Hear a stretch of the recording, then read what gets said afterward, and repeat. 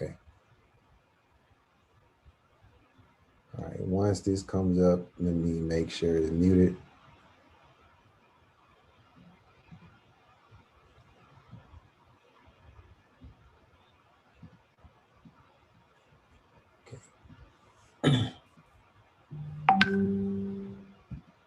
Okay. All righty, let me minimize this so I'm not distracted by it. Okay, so the first thing is let's get the settings first, right? So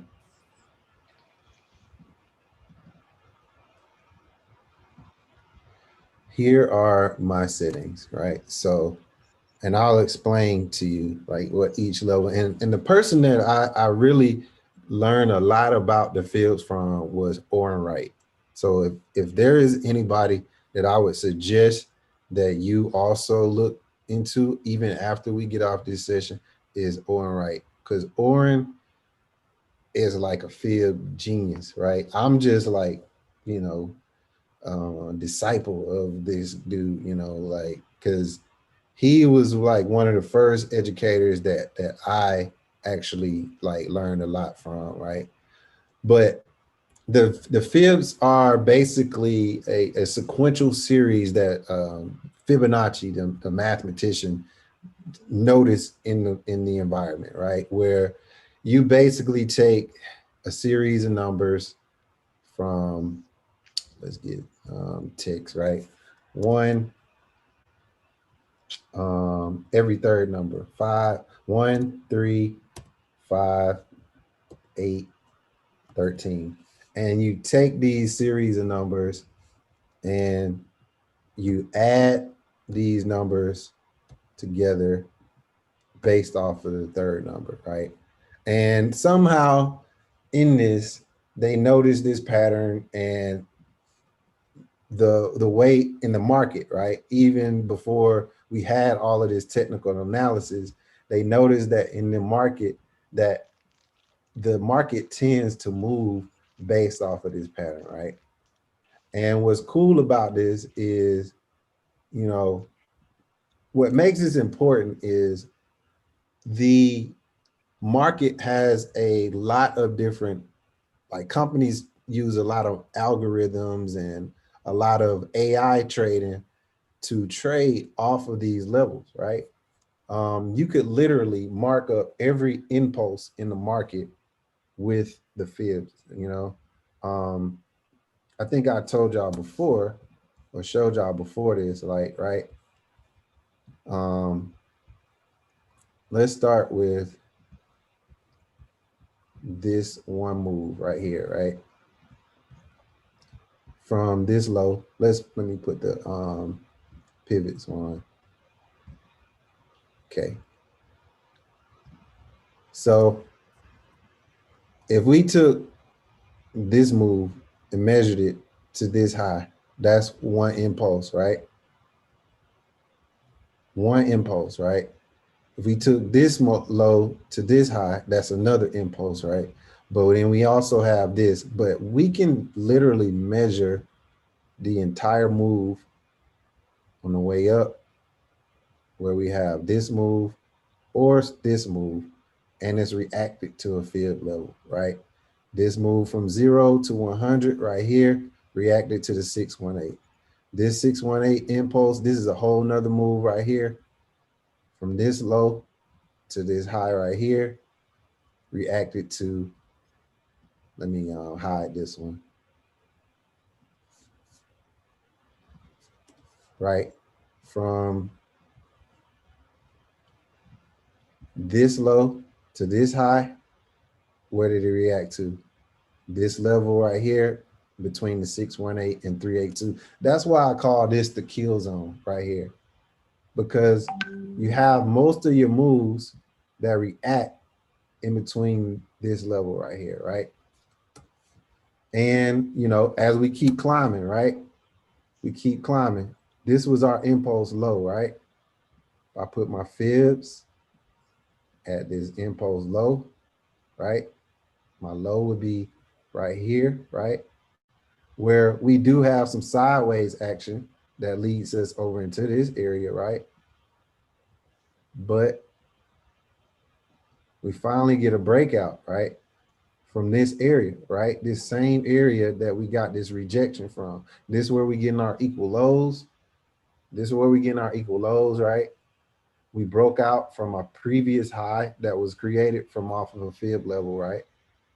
That fib level broke out from what was a previous kill zone right here, right? And then we had our next high that was created up here, right? If I keep going, you can see, where am I getting my reaction from? Even when I made this high all the way up here at 2075, where did it come back down to? This level right here. It came back to this level, right? Where is it rejecting from? Back at this level, right? The first time we got this drop right here, where did it come all the way down to? Back in this kill zone, back inside of these particular numbers right here. We got most of our rejection off of the daily, right? Off of the 618. From the high to the low. The easiest way to do it is to add the pivot indicators. This pivot, high, pivot points, high and low. That's the easiest way. And I like to stick with the daily and the 4-hour time frames to draw my fibs, right? And because the data is more valid on those time frames, right? It's more information, right? I can get more information about the market from a 4-hour candle versus a 15-minute or 1-hour candle, right? So that's why I kind of leave it just to those, right? You can draw your fibs on the 15, you can draw them on the 30-minute, but in those cases, your targets have to be a little lower, right? Your targets have to be a little lower, and the goal as to what you're looking for has to be a little different, and the perspective that you have to take has to be a little different. So in that case, that's the kind of why I stick to the higher time frames, right?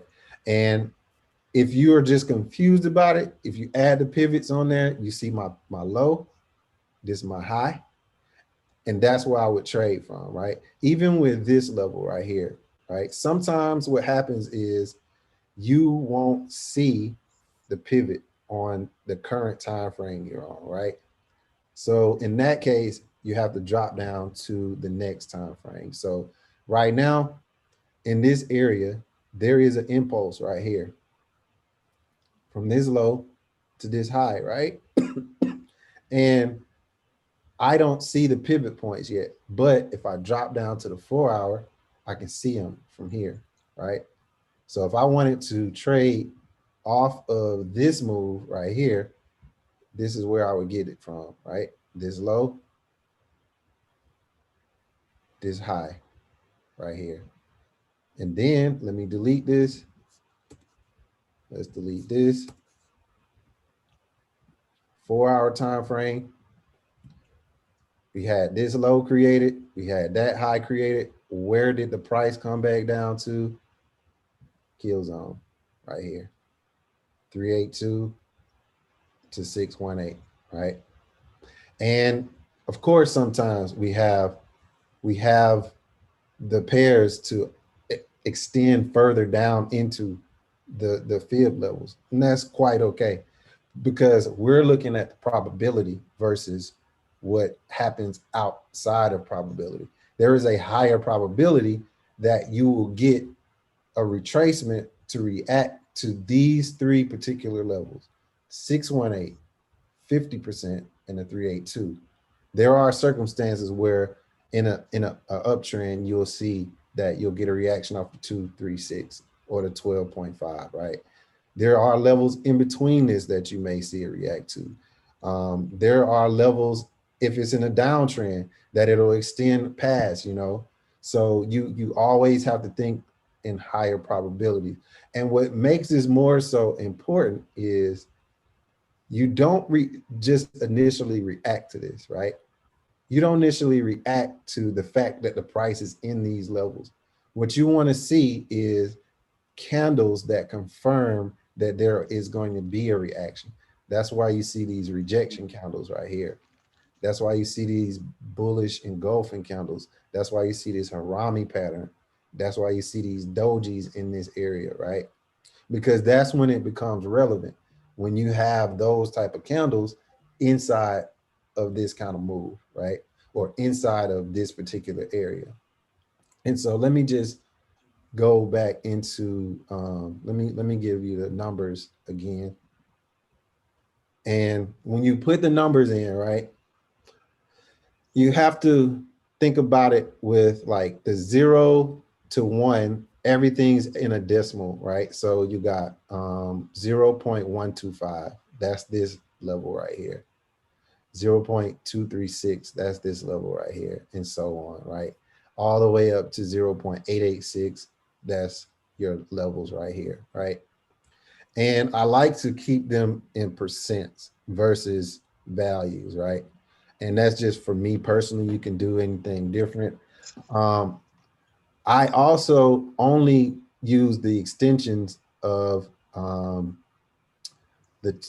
up to 2, right? So the other extensions that I have is the 1, 1.14, 1.27, 1.38, 1.5, and 1.68, because these are your kill zone repeated, where you should see your rejections from, right? So if we took this and extended this, right, and looked at an extended move, right?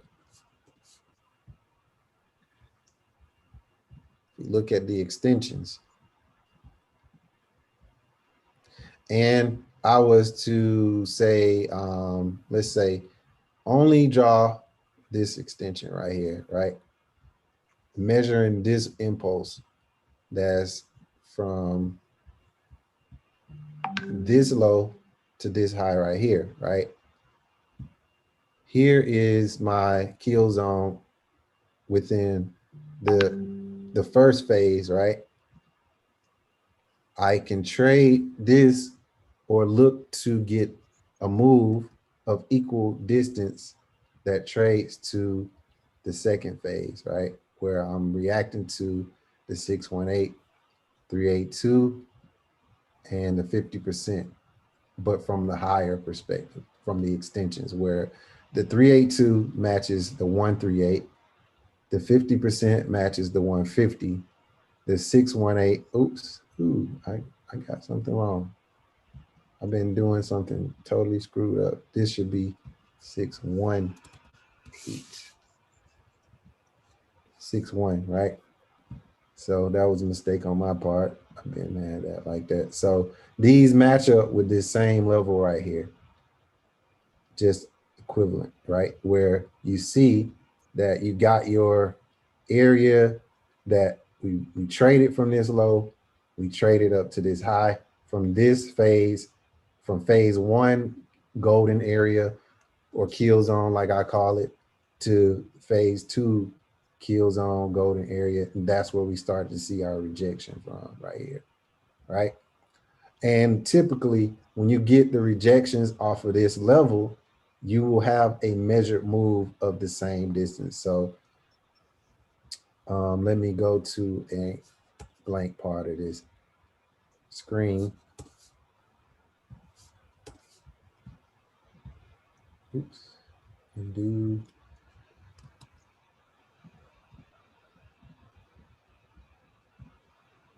Whoa, what just happened? um,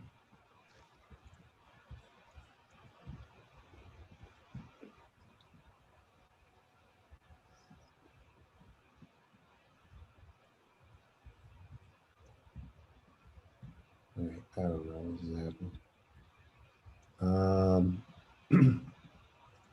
Anyway, let me just remove this for now. Okay, so let's look at this from 2 different perspectives, right? You have an uptrend and you have a downtrend.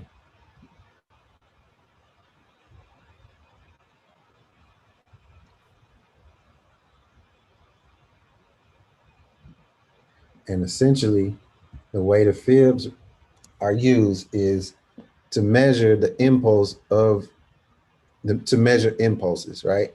So your low to your high, your retracement, and then the move outside of that, right? Where these moves should, in an uptrend, right? That's your uptrend or downtrend where your high, your low, your retracement, and the secondary move, right?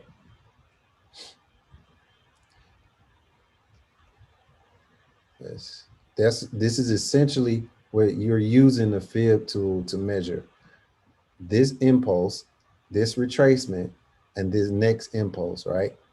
Where in most cases, if you took your measuring tool out, whatever you get off of this move, which in this case is 331 pips or whatever the case is, should be the same that you get off of this move or close to it, right?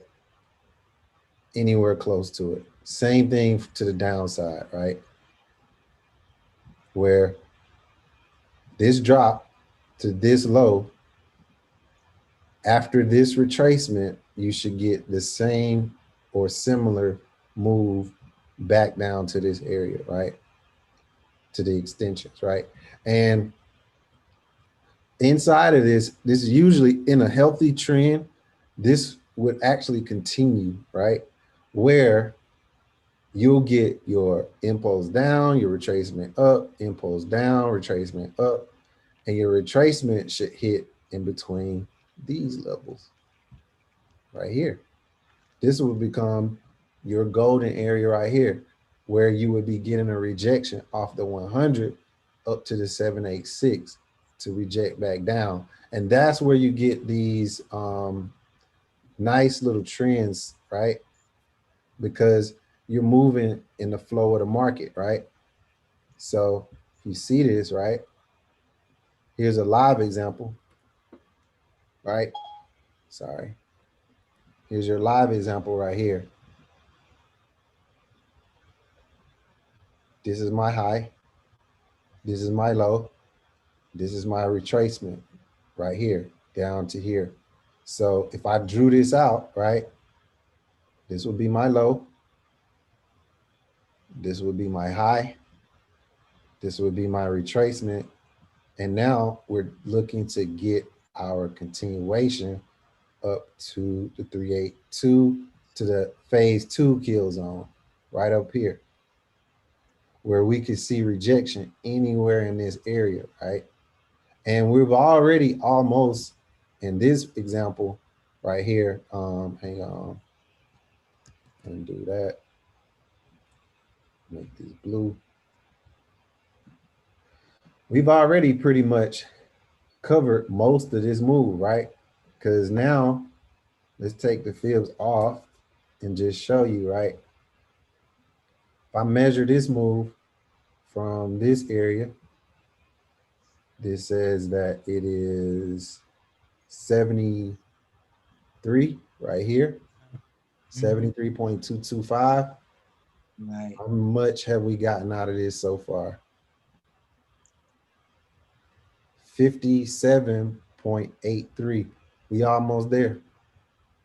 We almost back up to where we've almost got a measured move, right? So we're missing about 20 some points. And as long as you get pretty much between 20 to 10, you've pretty much completed the whole cycle of that move, right? What else does this line up with, right? This lines up with our channel that we spoke about, right? Where if we do get a rejection off of this, right? We're reacting to naturally what happens at the height of a channel, right? Where we have a rejection, right? To continue in a fluid market, right?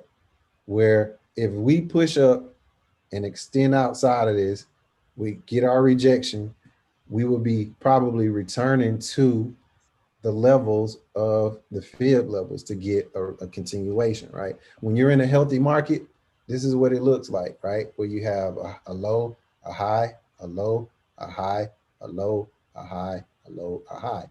Then we go into consolidation. Then after the consolidation, if it wants to continue to go up, we break out of that consolidation with a new high, a new low, higher low, or a new higher high. If it decides it want to reverse after the consolidation, we have the opposite, where we have trend to the downside, higher lows, lower highs, and we have the continuation to the downside, right? In a healthy market, right? And each of these levels, and it's funny that we talked about channels earlier, because usually they're measuring the impulse of a wave, right? Because the market moves in waves, right? The market moves basically from higher highs right here, higher high to higher lows, to higher high, to higher low, to higher high, and it repeats itself, right? And if it's going in the opposite direction to the downside, you got lower highs, lower lows, lower highs, lower lows, and you can measure those with your fibs and see the distance between those different things, right? So let me go back to where we had our drawing. Where did we go?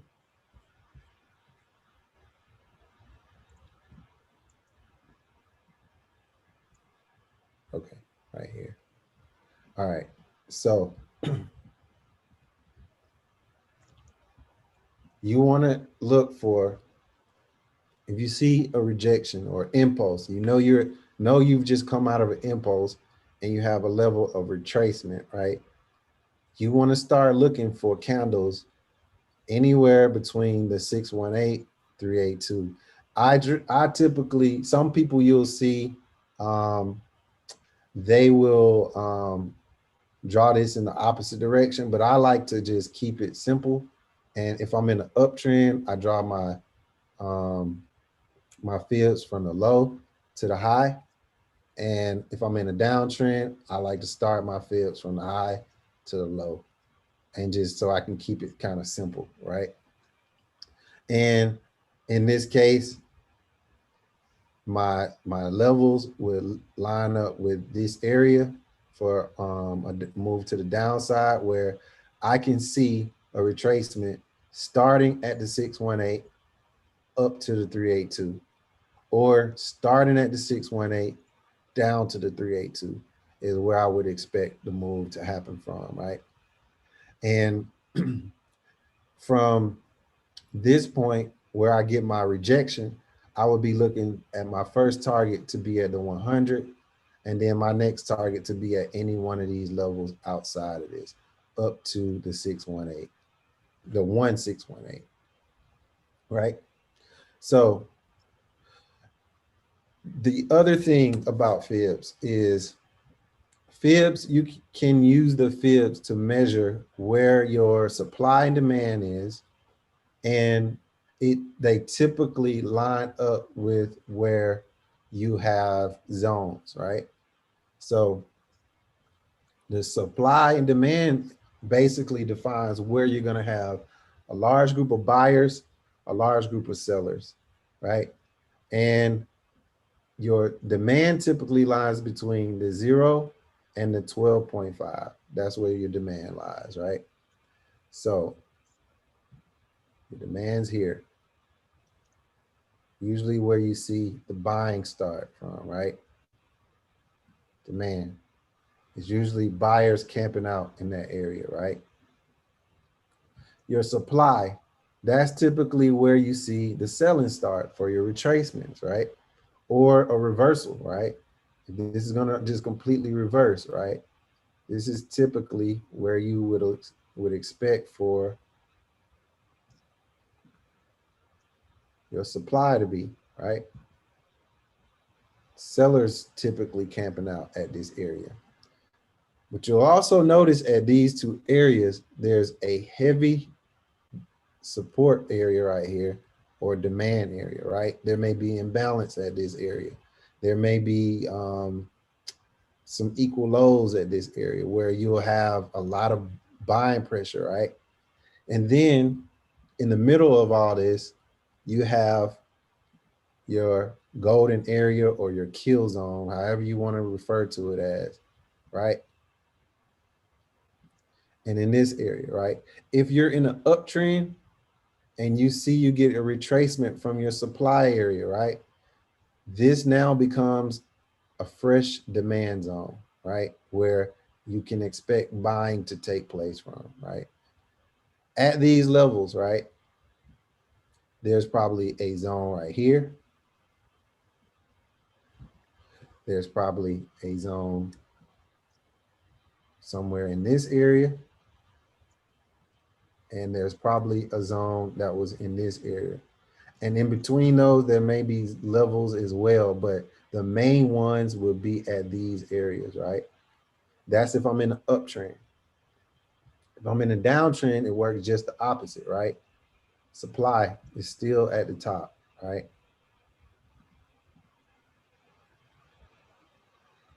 Where this is generally, again, where the selling, major selling starts at this area, right?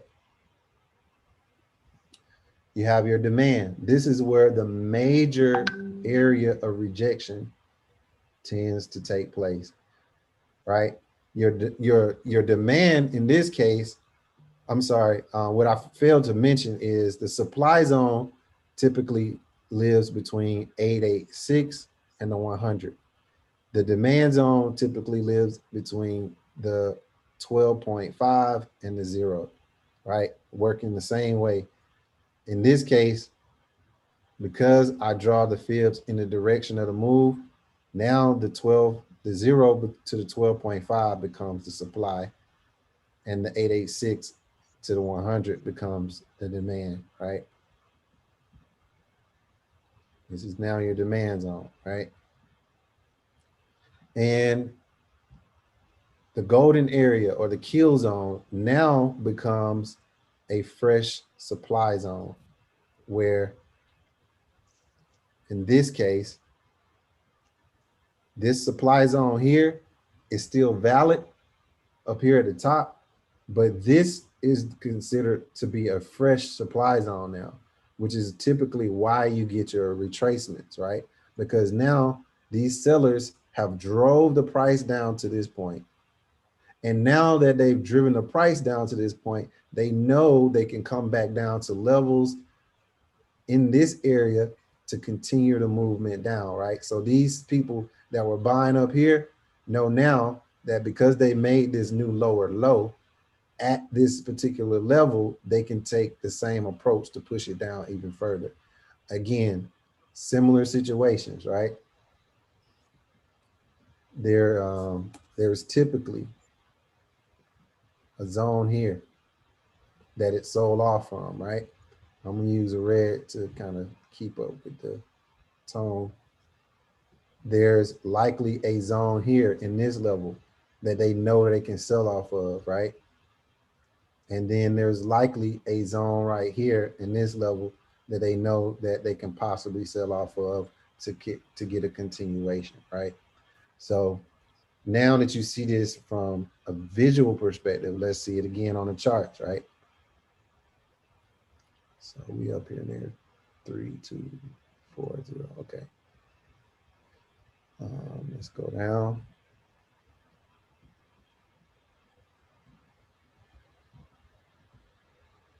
Take this off.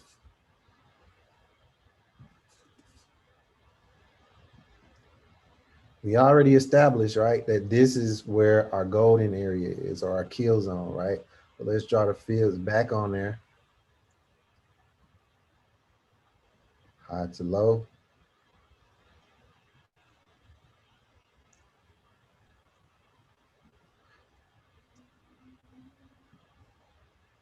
This is our demand. This is where it started to buy.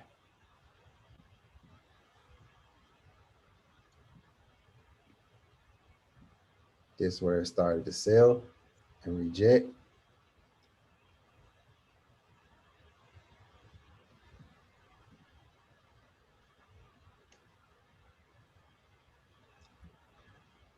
We had the sellers camping out in this area.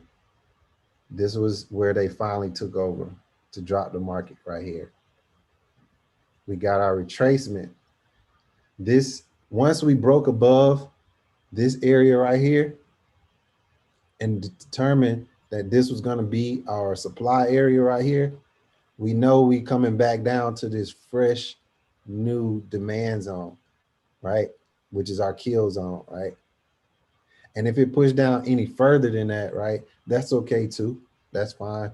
We already know that the more closer that it gets down here, we already seen it buy down here from this demand zone right here, right? We got these huge bullish engulfing candles down here, right?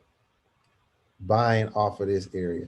We got equal lows. We got a W pattern right here, just driving the market back up, right? So now this is turned into a demand zone, right? This area right here. If I drew my fibs on this, where this currently is, right? We can see we had the demand created down here. Our current high is right here. We had some more buying around this area. Let me hide this right quick so you can see, right? This area right here, this acts as our demand on this move right here, where we're reacting and responding to the kill zone, and we're responding to the new fresh demand zone, right? And we broke out of our 100 level, right? We broke out of our high. So now this supply area becomes, because we broke out of this supply area now is a fresh demand zone. So that's where we see, typically we get a retracement out of this area to continue back up, you know, okay? Same thing if we did this, right? We can measure this move to the downside, right? High, our low.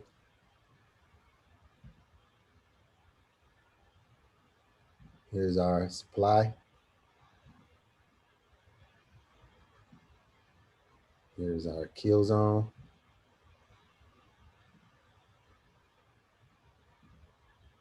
Here's our demand.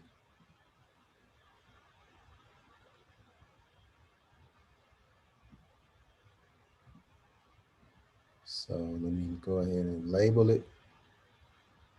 Supply, demand, kill zone, right? You can see it on the 1 hour, but like I said, I like to just stick with the 4 hour and the daily because it's the more accurate. It's the most accurate. Yeah. So this is a move inside of a bigger move, right? So we had our sell-off that started here. We had our demand created down here, right? This overshot it, the kill zone, and that's okay. It's not always going to be perfect, but it reacted to it pushed way above the 382, the 50%, and the 618, but it just simply reacted to the next level. Here's the 236, right? And even in this move down and back up, right? The first place we got rejection from, if we look at these candles, right? First place we got rejection. Once this started to move back up was this candle. It moved from this low to this high, right? This is this candle right here reacted to, dang, you can't see it, but that's the 618 right here, right? Then it said, cool, I'm gonna push it down. Where did it react to? 786. That's where that low is right here, right? From the 786, where did it go from there? Right around here. Oops. Where did it go?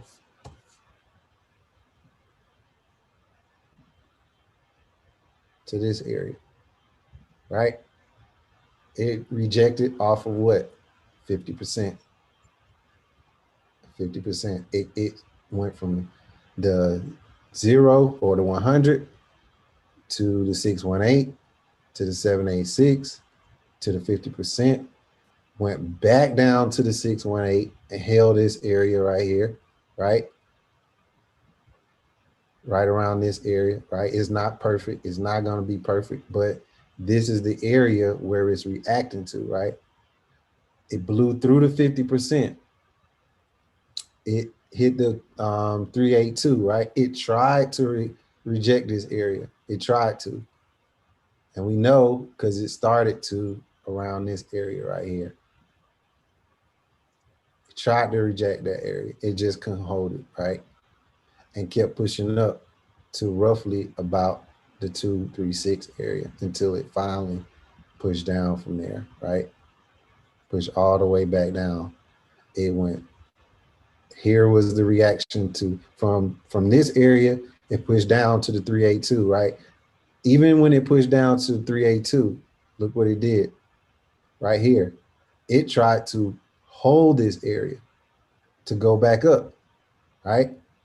It tried to hold this area, and we know that it did because we got this pin bar, reversal candle, pin bar, a hammer right here, reversal candle to try to push it back up, but it couldn't do it. Where do we get these two huge wicks at? Right here at the 50% in this area. These wicks held or tried to hold on a lower time frame, which this is likely consolidation on the lower time frame. Like if we looked at this same area on like 5 minute or 15 minute, this is consolidation at the 50%. We kept going down. Most of this action right here is responding to the 618, this area right here, until it finally comes out of this area to react back down to the 786 area, where we see that it's just been playing around from there until it finally comes over here. We had nothing but reactions to this area for the rest of the time, right here, all the way over here, right? And we held this area, right, at this field level until we finally broke out of it to find our demand area, right? Which our demand area stems from this move all the way over here. Now we seeing it buy back up all the way back over here. That's why this is important, because the banks trade with fibs, hedge funds trade with fibs. They have automated trading systems.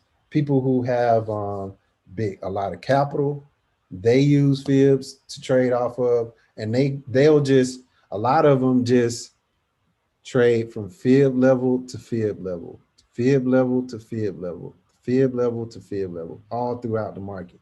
And it's all automated. So they don't even have to just, do anything other than that. I almost want to create a fib level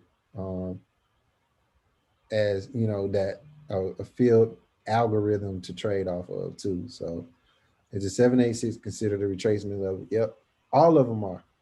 But we just want to focus you can trade off of any of the levels, right? It's just that these three in particular are like the golden ones, right? They call and in particular, they call the 618 the golden level itself, right? The 618 is supposedly the highest probability when trading off of the fib levels, right? So, you know, the 382, 50%, and the 618, those are all your higher probability trades off of those levels. But you can technically trade off of any one of these levels. You you don't want to just look for um, the trade itself, right? Just get into this level, but you want to see, like, if I'm in an up move, right? The market's pushing down, pushing down. I want to see candles like this at this level, rejecting it, right? I want to see bullish engulfings at this level, right? Where I see huge moves in the opposite direction that push the market up at this level, right? That's how I'll know which one of these levels are important, right? That's how I'll know that, all right, I need to trade off the 50% versus the 382, or the 618 versus the 50%. If I'm starting to see these kind of candles. And in the opposite direction, same thing, right? If I'm trading near these levels and I see price slowing down at one of these levels, right? And I get something like this reversal pattern, right? Where I'm getting a huge wick, right? Or I'm getting something like this at these levels, right? Where I got a huge doji, right?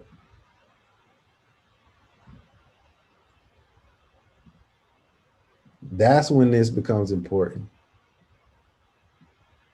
That's when these levels become important. And this could be at the 786. This could be at the 886, and any of these levels, right? Because that's when this kind of stuff becomes important. And I'm seeing this, you know, and a lot of people are like, what is this volume stuff? What is this? What is this all talking about, right? Um, the volume will actually help you as well, right? And I, you know, this is another topic, but um, that's another way that I kind of use this to tell where I should trade and when I should trade, right? So we look at this, right? When I'm at one of these levels, I should see the volume spike, right? I should see an impulse of, at the beginning of this move, I should see more trading volume in the market at the level that is going to trade from, right? I'll give you an example, right? Um, if I'm at a breakout area, right? If I'm going to break above one of these levels, or if I'm rejecting one of these levels, I should see that the volume increases and I get the reversal candles at that particular level, right? And you can see it on the charts. That's why that's important, right? So when we finally got this move to reject from supply, this is my volume right here, right? It spiked higher than it did at any other point. Let's go down to the 1 hour time frame so we can see it a little better, right? Price is moving, moving, moving. We don't know. We don't know when it's going to reject. It tried to reject right here. The volume did what? It spiked over here. And we got our move down. It's moving, it's moving, it's moving, it's moving. Volume did what? It spiked right here. What kind of candles do we have up here at the top? Right? Dojis, reversals, you know, bearish engulfings. all with increased amounts, with an increased amount of traders inside of the market, right? Once we completed the retracement, right? Where do we start having down here? We're near the 382 right here, right? On low volume. However, and of course, this is all like, it is all to be taken based off of probabilities, right? The volume is real time. There, of course, there's a lag, but because you're gonna see the candle do it first. But if you see the volume is high on that particular candle, you'll kind of know that this is valid, right? So this rejection kind of started with low volume right here, right? It's low volume. This is after hours, like Sydney, Tokyo time frame, right? But this is where we get the candles in this area to confirm, you know, doji, pin bar, right? Goes on, stays around this area again, right? We get some more candles, right? High volume candles right here, and it just pushes up, right? This week was kind of a little off, and I'll say that because the volume of trading was kind of low this week because a lot of people weren't trading because of that news, right? But because they don't know how to trade, right? Because of what's been going on, right? But you can back test this all day, all night. I have done it myself. Um, we're near the demand area, right? What do we see a lot of right here? Volume, rejection candles. What do we see over here? Volume, rejection candles over here. What do we see over here? Volume, rejection candles repeatedly. Anytime we're at one of these areas, right? Um, over here, with this huge move right here, right? That sent the price where it is right now.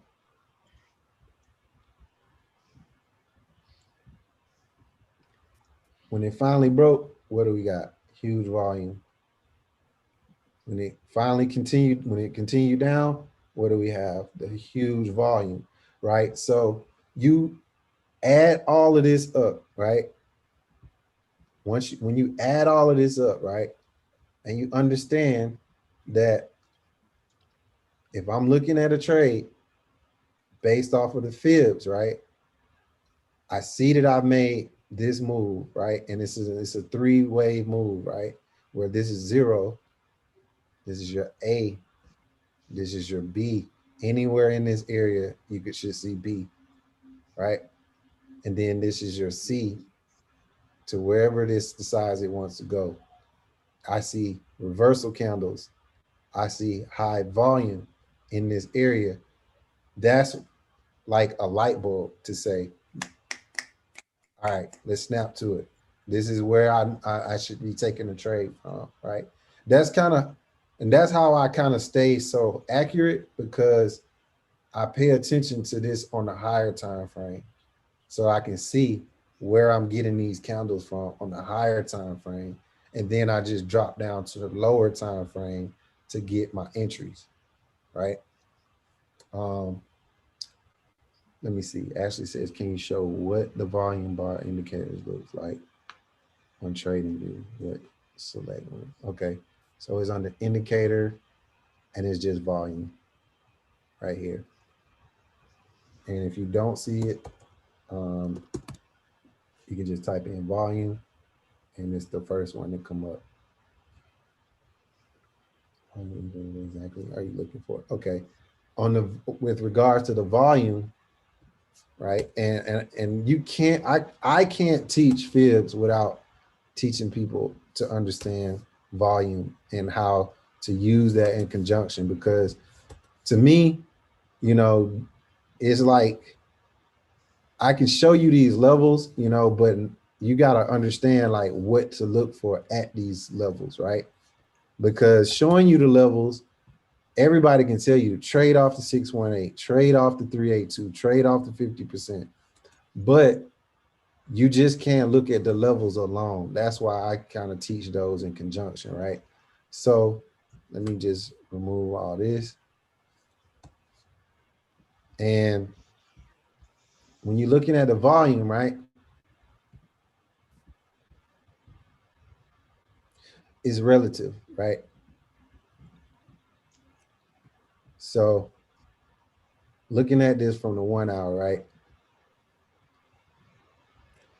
If you notice, right, every time I go left and right, the volume right here increases or decreases, right? So on this candle right here, which is a high volume candle based off of this time frame, the volume is 6.655K, right? On this 1 hour candle. The next candle is 4.431. You can see it over here as I move along around towards the candles, right? And when I'm trading in like, you know, London, not London, but Tokyo, Sydney, your volume should be relatively low, right? Should be relatively low, right? And I'm just referring to volume candle size, right? Um, where if you're looking at this area right here, where you see I count, let me actually do this differently.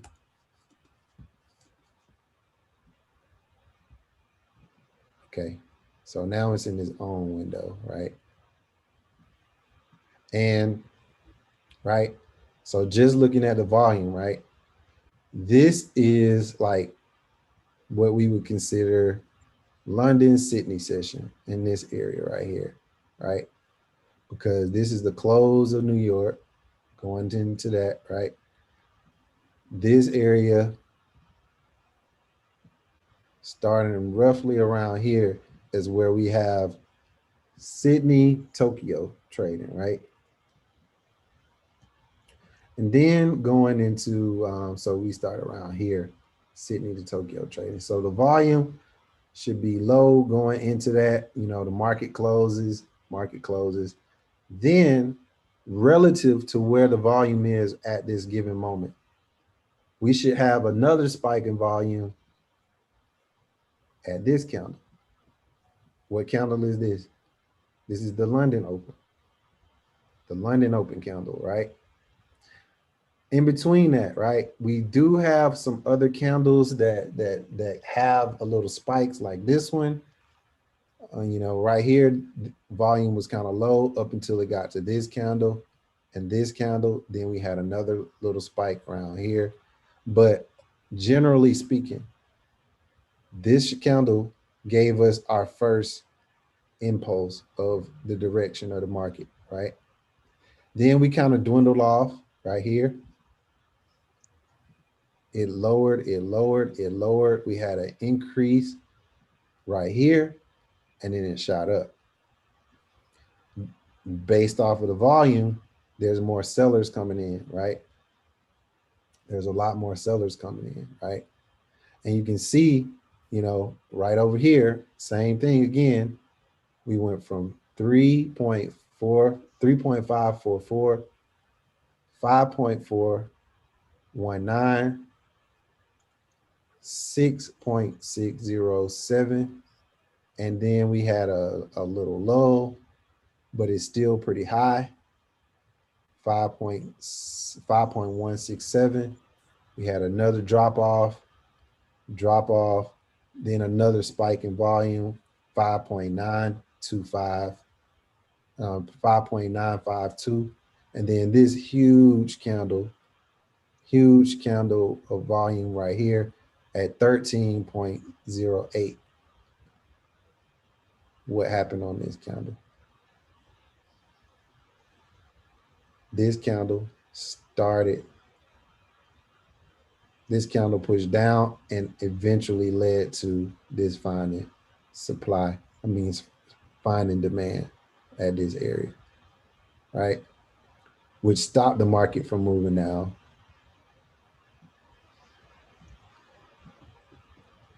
This candle right here. Even though this is pushing down, right? There were enough people at this area to slow this move down so that it'll go up and close out their buys. I mean, their sales over here. At this candle right here, we saw the rejection. At this candle right here, we saw the rejection until we finally got to our 9 o'clock open, where a lot more traders came into the market and they pushed the market down, right? This is also it's also at a supply zone, So that's how we establish these kind of moves, right? We see in this area over here, let's go back to this, right? In this area right here, this is like 3 o'clock in the afternoon. This is the open for the next day.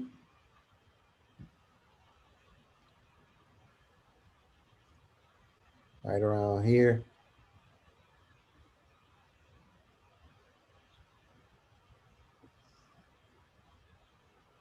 Right? This candle, London open. Volume increase. This candle, New York candle open. Volume increase. This combination right here is implying that this has become a bullish move right here. We're in a bullish move, right? Wherever that area is right here, right? This is the same area right here. Bullish move, right? Is pushing down, is rejecting, is turning the market bullish. Notice the volume, notice the candle, notice where we are. We're inside of our kill zone right here. And now we're starting to push the market back up, right? So, yeah, yep. I think that covered everything. Let me see. Tony says gives understanding. The buy or the sell will happen. Yep. That gives the understanding. That's exactly what it is, especially when you're in this area. If you see this kind of candle inside of this zone, the kill zone, and it's a lot of volume, light bulb. That should be a light bulb, right? And if you're looking to see when you should get in, if you should get in a retracement, right, for the sell down, same situation. What kind of candles am I seeing up here? Are these candles coming with volume? I do know I'm at supply, right? These are the questions you got to ask yourself and if I'm seeing it from the higher time frame, all right, cool. I can get in a sell. I know I can take it down to at least this area right here. If it keep going, I'm gonna take it down to the 50%. That's right around this area right here. If it keeps going, I know I can take it to the 382. That's at least this area right here. And if it keep going down any further, I don't care. I'm just gonna lock in profit somewhere over around here and just go on about my day. The volume indicator is just simply go to indicator, type in volume. And it's the first one, not the volume profile, not the cumulative volume, none of this other stuff.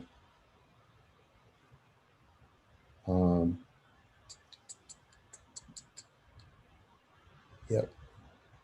So yeah,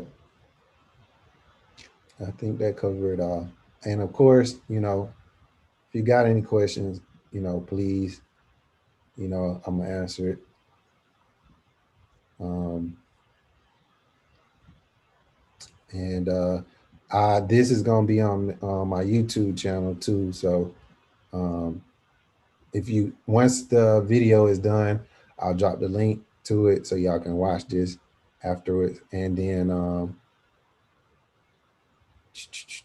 yep, hop on Kira session. And then if you got any prospects, we're gonna do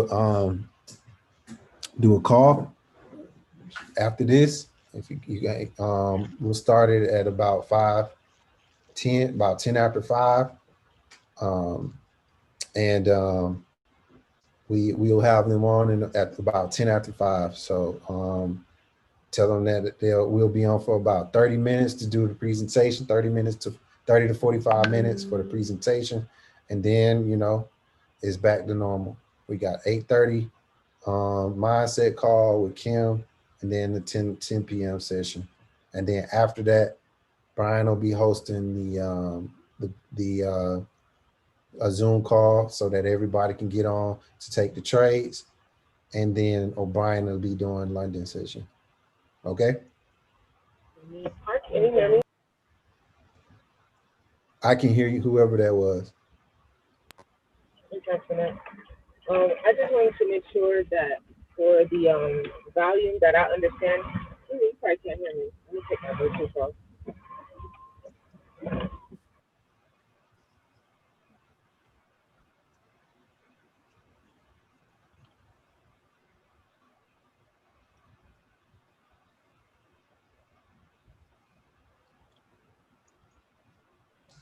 I'm sorry, Corey.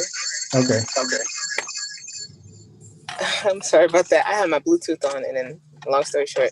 So for the volume, I want to make sure that I understand this correctly. So what I heard you say was, when I'm looking at it, on the 1 hour before it makes his big move, correlate between the candle, where it's at, and the amount of the number of that's in the value, like that's showing up, and make a decision based off of everything combined. It's not necessarily just the graph down there, because I've been looking at that thing and I'm just like, okay, well, it made its move, and yes, it's pushing up, but I can't use it as a before it makes the move type of thing. Like my brain is not able to correlate like before things happen. It's giving me an indication before things happen. I don't know. I've been missing my eyes, not seeing it. Yeah. So just like this little area right here, all of these candles have been trading up near this high, right? All of these candles have pretty much no volume, right? Except for this one right here. This is London candle, right? And London candle try to push it down from here, right? We have more of those reversal candles happening right here, right? What's happening over here? A lot of volume, right? A lot of volume. And then finally, it just drops, right? So I know I'm near a supply zone, right? I know I'm getting reversal candles, right? That's 2 confirmations, right? Plus, so I'm near a supply. I know I'm getting reversal candles, and I'm getting volume increases to the downside. Where does that confirm? I take the sell, right?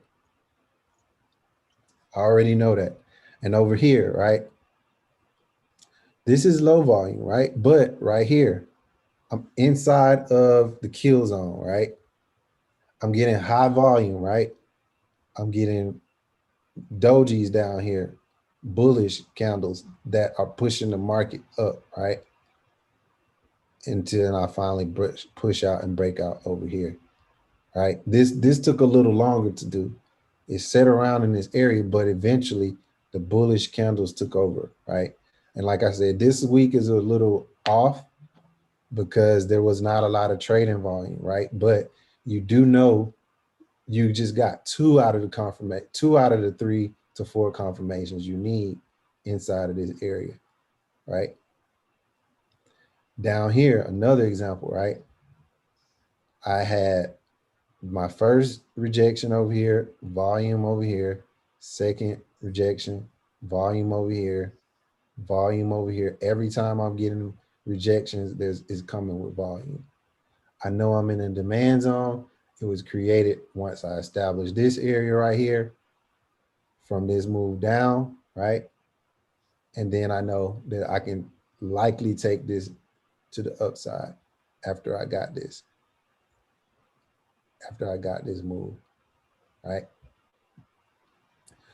And like I said, the better place to see it is on the 4-hour and the daily, because you Yeah, get a before you move forward though, right there, where you're pointing out with the demand zone, and there's the 3 wicks with the pivots on them.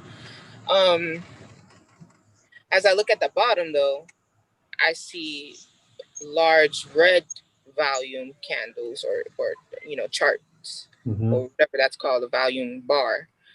So if I'm looking for a buy, what is constituting me to understand that I'm going into a buy if it's also making these large red volume bars?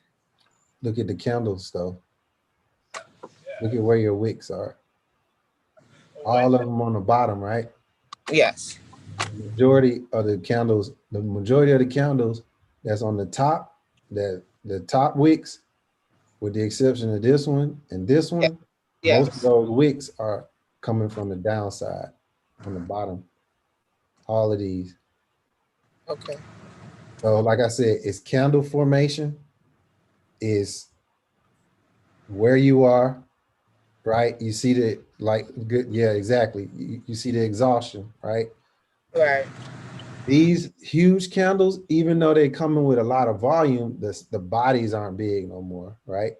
So like this was the last candle, and this one was the last 3 huge candles with high volume that were going to the downside. Actually 4. 1, 2, 3, 4. These were the only ones, right? Okay, right there. What about I see the candle next to it. That's like I don't know, doji. My candles is not that good.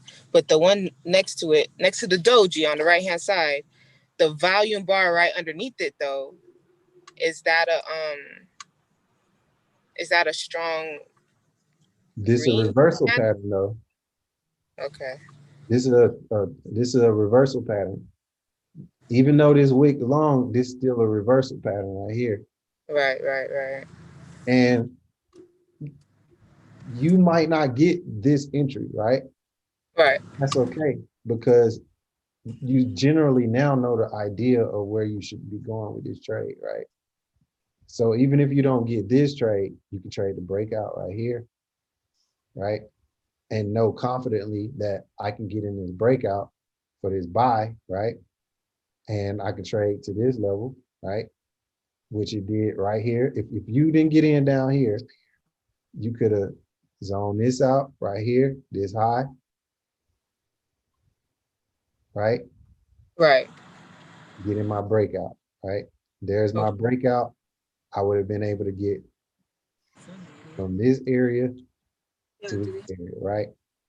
And then you got a retest back at this same area where you could have got in from right here, and the retest would have gave you all the way back up to your now to this area, which would have been the 618, right? Right. Or in this case, because you would have been just looking at this on the 4-hour, right? That same area. At this point, you would have just been measuring this impulse right here to here, because none of that had been created yet, right? Right. And knowing that that's not created yet, remember what I told you before. This lines up with a zone, right? Right. There's your zone right here. I see. Remember what I told you before. This would trade up to the phase 2 kill zone right here, right? Right. Taking this out, this trade back up to that phase 2 kill zone, right? Right. Exactly to a T, right? Yeah. To a T. And then here was the supply, right? Traded up to the supply. Let's go to the 1-hour for that same area, right? Us trading the breakout, right? broke out, went right to our supply zone. It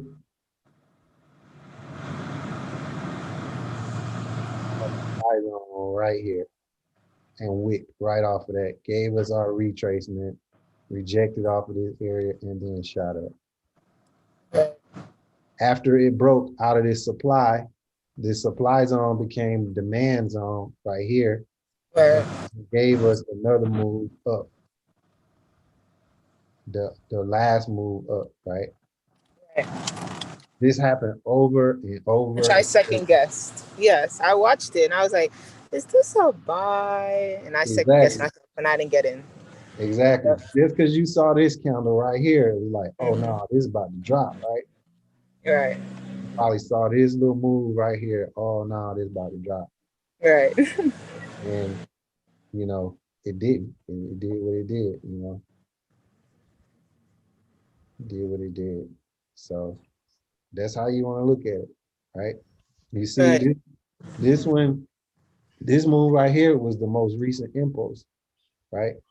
And man, it's so much more you can get off the field, right? I ain't even like touch the surface, right? Because the fibs also go into like wick-off theory, and then consolidation periods, and then the types of consolidation, and then, you know, whether it's accumulation or distribution, like all of this has to do with these fibs, like, and it's like, it's layers and layers that got to get peeled back to understand this. Like, it's yeah, it's some really, really like advanced trading concepts, but like everything that I just showed you guys, to simply put, to keep everything kind of simple, you need your confirmations for your field levels between the primary field levels are, let me pull it back up.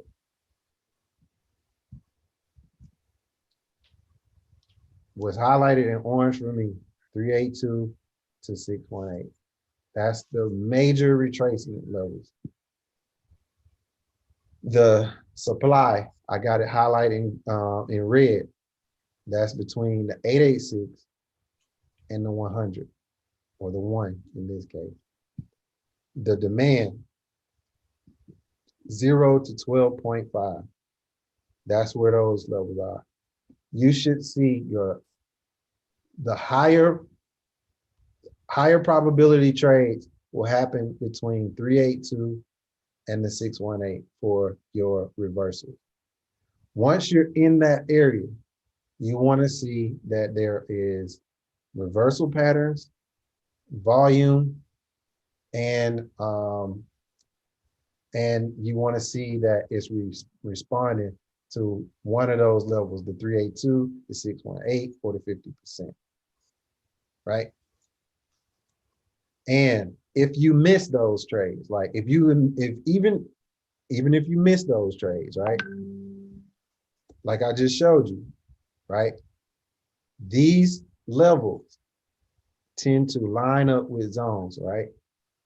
And as you line up with zones, you'll see that you have the zones reacting in those, in between those levels, okay?